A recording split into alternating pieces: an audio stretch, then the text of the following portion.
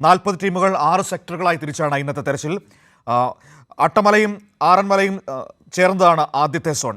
മുണ്ടക്കൈ രണ്ടാമത്തെ സോൺ, പുഞ്ചിരിമട്ടം മൂന്നാമത്തേതും Vellarmala village road നാലാമത്തേതും GVHS വെള്ളാർമല അഞ്ചാമത്തെ സോണും പുഴയുടെ അടിവാരം ആറാമത്തെ സോണുമാണ്. അങ്ങനെയാണ് ഇന്നത്തെ തെരച്ചിലിൻ്റെ ഒരു പ്ലാൻ വന്നിരിക്കുന്നത്. 40 ടീമുകൾ ഈ തെരച്ചിലിൻ്റെ ഭാഗമായി 6 സെക്ടറുകളിലായി നടത്തും. ഒപ്പം തന്നെ ചാലിയാർ പുഴയുടെ 40 കിലോമീറ്റർ ദൂരപരിധിയിലും തെരച്ചിൽ നടത്തും. നേവിയുടെ സംഘമുണ്ട്, NDRF ഉണ്ട്, DSG ഉണ്ട്, കോസ്റ്റ് ഗാർഡ് ഉണ്ട്, MEG ഉൾപ്പെടെയുള്ള സംയുക്ത സംഘമാണ് തെരച്ചിൽ നടത്തുക. നാട്ടുകാരുടെയും വനം വകുപ്പിൻ്റെയും ജീവനക്കാർ ഈ തെരച്ചിലിൻ്റെ ഭാഗമാകും. പോലീസിൻ്റെ ഹെലികോപ്റ്റർ പ്രത്യേക തെരച്ചിൽ വേറെ നടത്തുകയും ചെയ്യും. അങ്ങനെയാണ് തെരച്ചിൽ ഇന്ന് നടക്കാൻ വേണ്ടി പോകുന്നത്. PV കുട്ടൻ നമ്മളോടൊപ്പം ചേരുകയാണ് ദുരന്തഭൂമിയിൽ നിന്ന്. PV കുട്ടൻ, ഉള്ളുലച്ച കാഴ്ചകളാണ് നമ്മുടെ മുന്നിൽ നമുക്ക് കാണാൻ കഴിയുന്നത്. ഭൂമി എടുത്തുകൊണ്ടുപോയ കുറേ മനുഷ്യരുടെ സ്വപ്നങ്ങളുടെ നടുവിലാണ് കുട്ടനടക്കം നിൽക്കുന്നത്. ആ ദുരന്തഭൂമിയിൽ നിന്ന് സംസാരിക്കുമ്പോൾ ഇനി ബാക്കിയാകുന്നത് നീറുന്ന കുറേ ഓർമ്മകൾ മാത്രമാണ്. മണ്ണിനടിയിലുള്ള മനുഷ്യരെ കണ്ടെത്തുക എന്നതാണ് ഇനി നമ്മുടെ മുൻപിലുള്ള ദൗത്യം. 300 മരണം സ്ഥിരീകരിച്ചിട്ടുണ്ട്. 6000-ഓളം പേരെ രക്ഷപ്പെടുത്താൻ നമുക്ക് കഴിഞ്ഞിട്ടുണ്ട്. പക്ഷേ ഇപ്പോഴും 200-ലധികം ആളുകളെ കാണുവാനില്ല എന്ന ഒരു ദുരന്തമായ സത്യവും നമ്മുടെ മുൻപിലുണ്ട്. തെരച്ചിൽ ആരംഭിച്ചോ?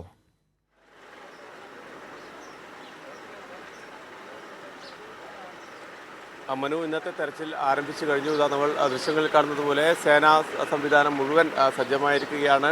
രാവിലെ 6 മണി മുതൽ തന്നെ മിലിറ്ററിയുടെയും കേരള പോലീസിൻ്റെയും ഒക്കെ സംവിധാനങ്ങൾ ഇവിടേക്ക് എത്തിയിരുന്നു.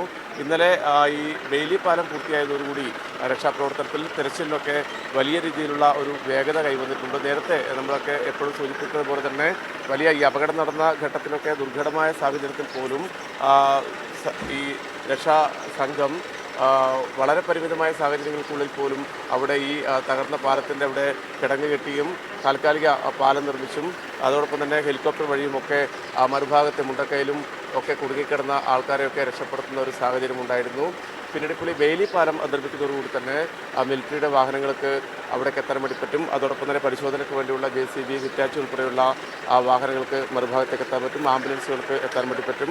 അതുകൊണ്ട് തന്നെ അത്തരത്തിലുള്ള ഒരു ഊർജിതമായ യന്ത്രങ്ങൾ ഉപയോഗിച്ചുകൊണ്ടുള്ള ഊർജിതമായ പരിശോധനയാണ് ഇന്നു മുതൽ നടത്താൻ ആലോചിക്കുന്നത്.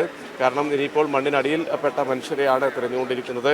അതുകൊണ്ട് തന്നെ കഴിഞ്ഞ ദിവസങ്ങളിലൊക്കെ മനുഷ്യസാധ്യമായ രീതിയിൽ ഈ മണ്ണ് വെട്ടിപ്പൊളിച്ചുമൊക്കെയാണ് പരിശോധന നടത്തിയെങ്കിൽ ഇനിയിപ്പോൾ യന്ത്രങ്ങൾ ഉപയോഗിച്ചുകൊണ്ടുള്ള വളരെ വിശദമായ പരിശോധനകൾ നടത്താൻ വേണ്ടി സാധിക്കും.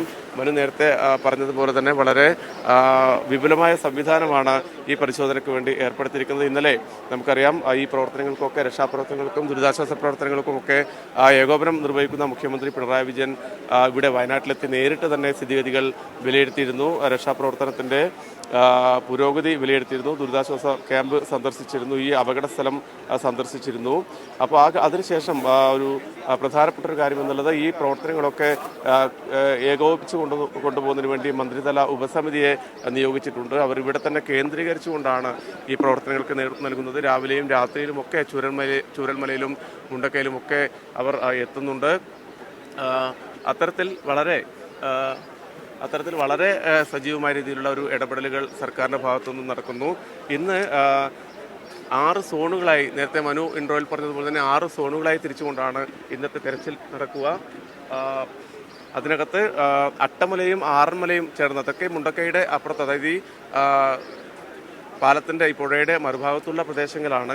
അവിടെ അട്ടമലയും ആറന്മലയും ചേർന്നതാണ് ആദ്യത്തെ സോൺ. മുണ്ടക്കൈ രണ്ടാമത്തെ സോൺ. തൊട്ടപ്പുറത്തുള്ള ഈ മുണ്ടക്കൈയാണ് രണ്ടാമത്തെ സോൺ. ഇപ്പോൾ നമുക്ക് ഡ്രോൺ ഉപയോഗിച്ചുള്ള പരിശോധനയ്ക്കുള്ള ഒരു കാര്യങ്ങളൊക്കെ ഇപ്പോൾ നമുക്ക് ദൃശ്യങ്ങളിൽ കാണാം. ഡ്രോൺ ഉപയോഗിച്ചുകൊണ്ടുള്ള പരിശോധന ഇപ്പോൾ ആരംഭിച്ചിരിക്കുകയാണ്. നേരത്തെ ഈ സോൺ തിരിച്ചു പറഞ്ഞത് പുഞ്ചിരിമട്ടം, അതോടൊപ്പം തന്നെ വെള്ളാർമല വില്ലേജ് റോഡ്, വെള്ളാർമല എന്നിങ്ങനെ 6 സോണിൽ തിരിച്ചു. അതോടൊപ്പം തന്നെ ഈ പുഴയുടെ അടിവാരം അവിടെയും സംവിധാനം ദില്ലിയിൽ നിന്ന് എത്തിക്കുമെന്ന് നേരത്തെ പറഞ്ഞിരുന്നു. ആ സംവിധാനങ്ങളുടെ ഭാഗമായിട്ടുള്ള ഡ്രോണുകളാണോ ഇപ്പോൾ ഉപയോഗിച്ചുകൊണ്ടിരിക്കുന്നത്? അത് എത്തിയോ അതോ അത് വന്നുകൊണ്ടിരിക്കുകയാണോ?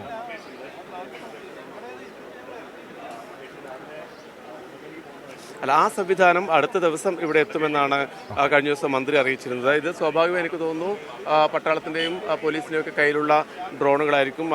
ആ വിദഗ്ധ സംവിധാനമുള്ള ഡ്രോൺ നാളത്തോടുകൂടി ഇവിടേക്ക് എത്തിക്കുമെന്നാണ് ഇന്നലെ മന്ത്രി പറഞ്ഞിരുന്നത്.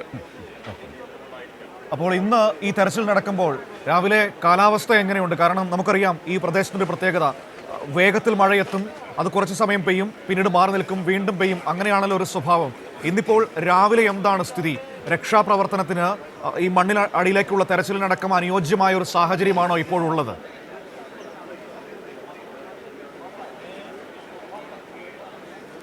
മനു, നമ്മൾ പുലർച്ചെ ഇവിടേക്ക് എത്തുമ്പോൾ, അതായത് ഒരു 5 മണിക്കൊക്കെ നമ്മൾ ഇവിടേക്ക് എത്തുന്ന ഘട്ടത്തിൽ മഴ മാറി നിൽക്കുന്നുണ്ടായിരുന്നു. പക്ഷേ ഇവിടെ എത്തിയ ഉടൻ തന്നെ ചെറിയ രീതിയിൽ മഴ പെയ്തു, പിന്നീട് കനത്ത മഴ പെയ്തു.